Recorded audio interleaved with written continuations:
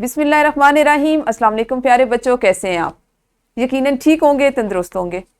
پیارے بچوں، ہم پڑھ رہے ہیں اردو اور جماعت ہے ہماری اول۔ اس میں ہم نے اپنے جس سبق کا آج آغاز کرنا ہے، آپ کی درسی کتاب میں اس کا عنوان ہے صفائی اور صحت۔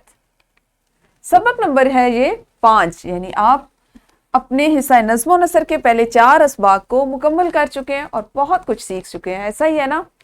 چلیں آج ہم دیکھتے ہیں کہ ہم نے سبق کو کتنے حصوں میں تقسیم کرنا ہے۔ تو ہمارا سبق نمبر 5.1، آپ پہلے سبق میں سیکھیں گے حروف اضافت، جس میں کا، کی اور کے تینوں حروف اضافت شامل ہوں گے، ان کی پہچان کر سکیں۔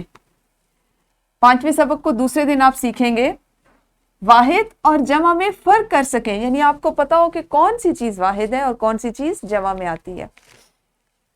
5.3 آپ کا 5واں سبق، اور تیسرے دن آپ اس میں سیکھیں گے انشاءاللہ گھر میں عام استعمال کی اشیاء وغیرہ کے نام سن کر پہچان سکیں۔ جیسے آپ کی امی آپ سے کہتی ہیں کہ باورچی خانے میں سے چھری لاؤ، تو آپ کو باورچی خانے میں چھری کا پتہ ہونا چاہیے۔ اسی دن آپ سیکھیں گے اردو زبان میں کیا گیا سوال سمجھ کر اس کا جواب دے سکیں۔